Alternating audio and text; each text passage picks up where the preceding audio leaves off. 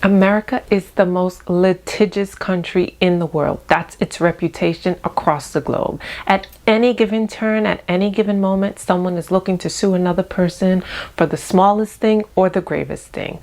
Whether there's a valid claim, it doesn't even matter. Someone wants to sue. With that being said, if you have a small business, whether you operate exclusively online or if you have a brick and mortar establishment, you need to invest in business insurance.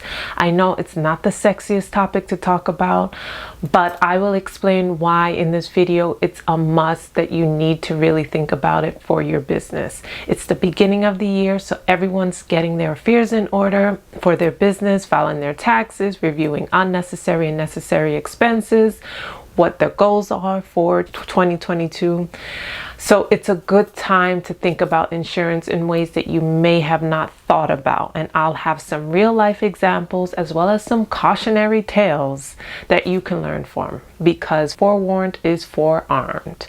If it's your first time here, this is the Legal Code, and on this channel we discuss a wide range of legal topics, whether that's to help your small business get to the next level, or legal faux pas, or lessons we can learn from a TV series, or even celebrity shenanigans. If you like that sort of thing and you find value in this channel, don't forget to like and subscribe as well as share. So if you have a business, you need business insurance. I'm not going to talk about every single insurance out there, but I will provide you some context so you can tailor it to your business needs. There's a lot of information circulating about how to increase profits, how to invest in this business, how to make more money, investing in this, a lot of this blah, blah, blah, a lot of noise regarding your business as well as personal finance.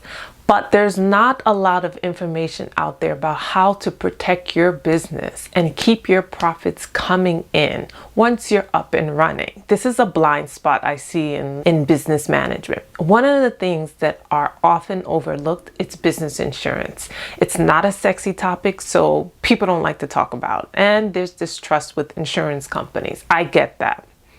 We're not going to discuss that.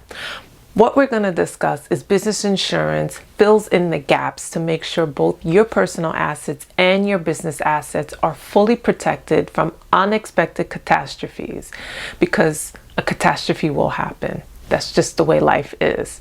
We are already aware of business insurance for brick and mortar businesses. But what I want to bring to light is if you have an online business and you sell merchandise online, or you're a graphic designer or sound engineer or YouTuber or a podcaster. I mean, anything at this point can be done online. There's business insurance tailored for you. Just because your business is exclusively online does not exempt you from needing insurance, and I'll explain why.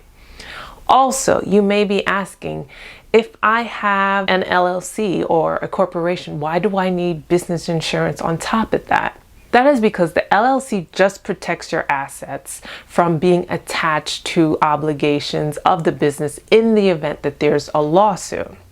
So it pretty much says, no, these are the business assets and these are your personal assets, and these are the only assets that we can attach because these are the business assets.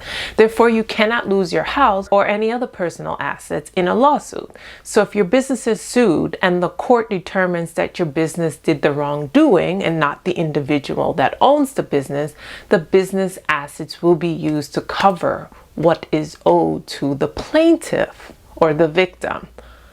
But if you own a business, you don't want to use your business profits, your assets to pay a lawsuit that could bankrupt your business. That means cash, accounts receivable, equipment, materials, and so on may be used to liquidate in order to pay for the person's injury. This is where business insurance kicks in. As long as you have insurance and you pay the premium and your insurance covers this, you won't have to liquidate your business asset to pay the victim, because again, this can bankrupt a company. So the first type of business insurance I would like to discuss is the general liability insurance. It's an insurance that we're all pretty much aware of. It's good for any business. This coverage protects you against financial loss as a result of bodily injury, property damage, medical expenses, libel, slander, defending lawsuits. So if you need a lawyer to defend the lawsuit, then the insurance company will provide one for you, as well as settlement bond or judgment. So it's the most ubiquitous of insurance policies, and most businesses have this. So here's a cautionary tale. Recently, YouTube blogger Tasha K lost a defamation lawsuit against Cardi B. I did a video about that, explaining the lawsuit and its impact on the future. So that will be linked below. And everyone was wondering if she had the money to pay for it, because she would be responsible for paying $4 million.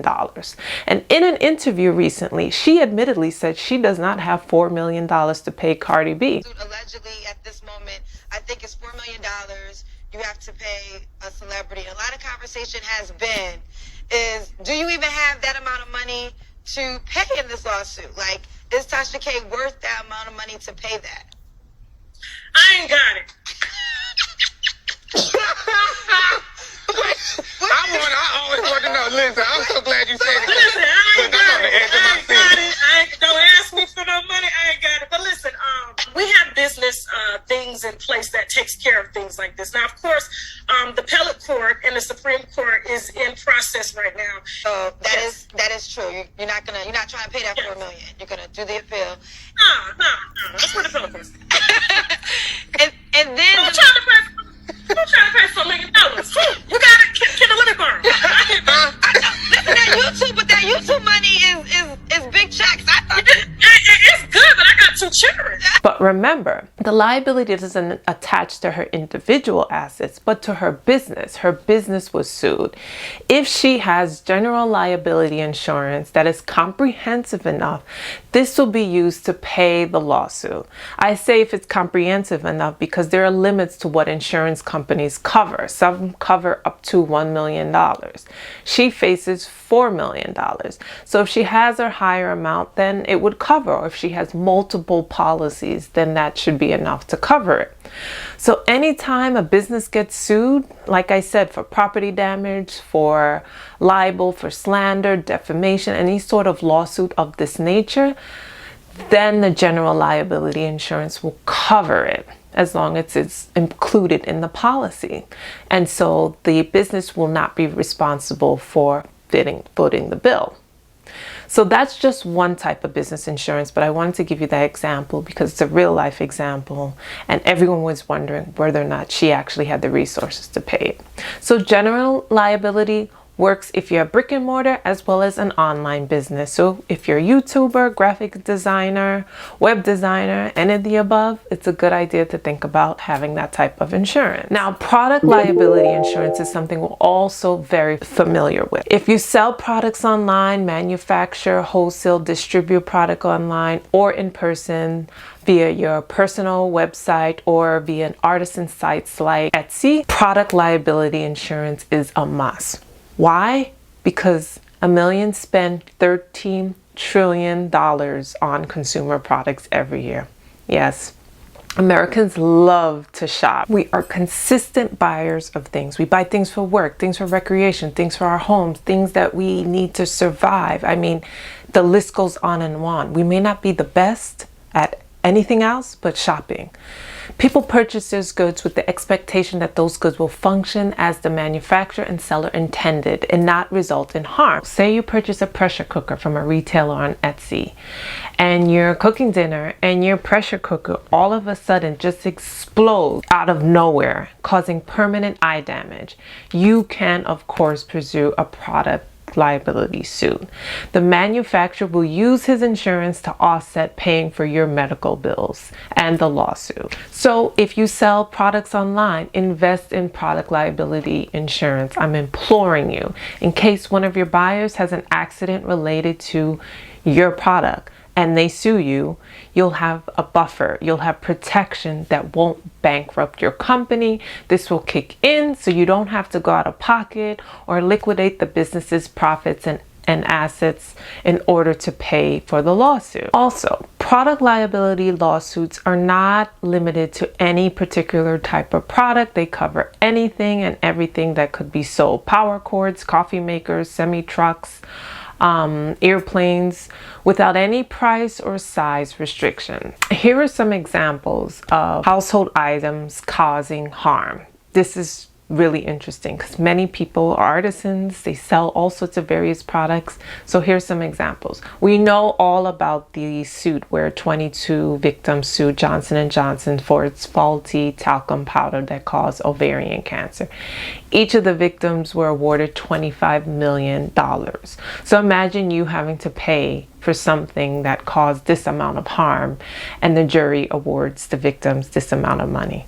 This would devastate most companies. Also, in 1998, Dow Corning, the company that manufactured breast implants, they settled with consumers in a class action lawsuit for $2 billion. The consumers claimed that the silicone breast implants were rupturing, causing injury, bodily damage, and even death for some. So as you can see just from these two examples, but there are dozens of these lawsuits every year. Some things to know as well is usually the court sides with the victims. So if you create products, there's a heavy burden on you to make sure it performs the way it's intended to perform. Even clothing. So you may be asking, what's the risk in clothing? Oh, this is really interesting. Even clothing, I feel like this item is overlooked where people just sell t-shirts and just like, oh, I'm just selling t-shirts and socks. What's the big deal? Tank tops. And don't feel like there's any inherent danger. Cotton and other fabrics such as rayon are extremely flammable. There are dozens of lawsuits every year where people's clothing just burst into flames out of nowhere, especially children's clothing. I know, so scary. Recently, a flammable clothing claim was even brought against Victoria's Secret after a 22-year-old woman. She claimed she suffered painful burns and blisters after her Victoria's Secret bra leaked fluid. This is for the demi bra. It's been since discontinued. But this woman claimed that she bought the bra in around 2015, and she bought it from the website, and she was left with burns and blisters and skin discoloration after the clothing accident. Yeah, even a bra. So the lawsuit stated that the bra leaked and exploded, and she's seeking damages related to the burn injury. She's probably still in litigation as we speak. Also in 2017, another woman also sued Victoria's Secret and claimed she suffered third-degree burns after one of the hoodies accidentally touched a gas stove and just burst into flames. The sweatshirt was part of the pink climb. And the plaintiff, she suffered, again, third-degree burns. I mean, so sad and so devastating. So defendants in product liability lawsuits can be forced to pay extensive monetary damages for various types of harm that the victim may endure, including lost wages, medical expenses for past and future, pain and suffering, and much, much more. And the court almost always is favorable to the victims. And you could see why, because you buy a shirt, you buy a bra, all it needs to do is function as a garment that you wear. And the expectation that it bursts into flames and cause third-degree burns or leak fluids, that's just so ridiculous. So we're going to switch gears. Now, a lot of people are operating from home. So home-based business insurance. 2020 and 2021 has been the year of emerging small businesses burgeoning from people's home. With that being said, home-based business insurance is a must. This protects business equipment and third-party injuries, especially if you have employees or contractors coming to your home to do work. While homeowners insurance or renters insurance protects your home, it may not insure parts of your business, which includes maybe printers, if you have special technology that you're using, as well as files, client files, professional equipment, if you're a YouTuber and you have cameras and lights and all sorts of sophisticated machines, your homeowner's insurance may not cover that. So for all the home-based business owners out there, you need to ask yourself a few essential questions, including, do customers or clients come to my home? Do I keep inventory or supplies in my home? Would I lose income if I had to close my business because of damage to my home? These are really good questions to think about, as well as, do I have employees or contractors working inside my home or outside my home, depending on the setup? And do I maintain client or employee records on my computer? If you answer yes to any of these, you may want to review your homeowner's policy to see if it covers the business aspect of your home. Regular home insurance, again, may not provide enough protection for your home-based business. And without the right coverage, again, it could devastate a business. Lastly, we're going to talk about cyber liability insurance. This is a new type of insurance, but with social media and everyone relying on the internet so much, this is an insurance that you may want to start to think about. Your online business is not just a website. You use social media, email, and other digital platforms to operate your company, leaving you open to potential risks. So say someone hacks your online business payment system and takes information related to your customers. Credit card information, date of birth, their address. This is all really important because it's not a matter of if your payment system gets hacked, but when. Because the way it's going with these hackers, it's almost definite that you will be hacked. You will be hacked eventually. So insurance protects you from the law. Or also say a photographer sues you for copyright infringement for using their photograph without your permission. The cyber liability insurance will kick in. Cyber liability insurance coverage is important to protect your business against the risk of cyber events. So again, say you get hacked and you have to pay ransom. Yeah, that happens in some cases. Insurance will cover this. In 2011, Sony's PlayStation network was breached by hackers, exposing personal identification information for about 70 million users. The breach prevented users from being able to access the PlayStation consoles for about 3 weeks. Sony incurred over $170 million in costs related to the breach. Portions of this cost could have been covered by cyber insurance policy, but Sony did not have one in place.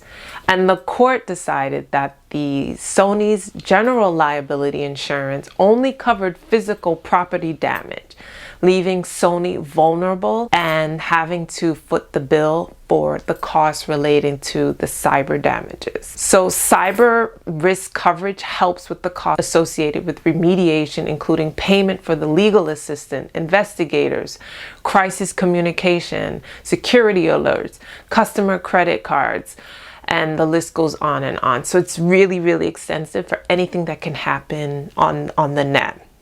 So who needs cyber insurance? Businesses that create and store and manage electronic data online, such as customers' contacts, customer sales, personal information of customers, credit card numbers. They can all benefit from having cyber insurance. In addition to e-commerce businesses, they can also benefit because they store a lot of personal information of their consumers. So if you're using customers' credit cards in your daily operating of your business, think about cyber insurance, because you will be remiss in not having insurance for business. Again, as I said in the beginning of this video, America is the most litigious country in the world. People look to sue regardless of the merits of the claim, to rectify wrongdoing, to vindicate themselves. And if you're a business owner, you have to look at every customer as being a potential lawsuit, not to make you. People look to sue regardless of the merits, to rectify a wrongdoing or a past transgression. They look to sue, not to make you paranoid, but the lawsuit could devastate your business.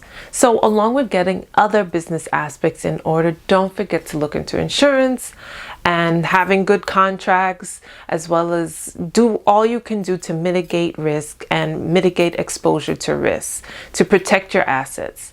Nevertheless, with that being said, there's no 100% way to secure yourself from lawsuit. There are mitigating factors that you can implement to protect your business and decrease your stress. But after all of that is said and done, and you've done the best that you can to be as comprehensive as possible in protecting your business, just enjoy the fruits of your labor. That's pretty much it. If you have any questions, just drop that in the comment section. And thanks again for watching. Please don't forget to like and subscribe and share, and I will see you next time. Bye-bye.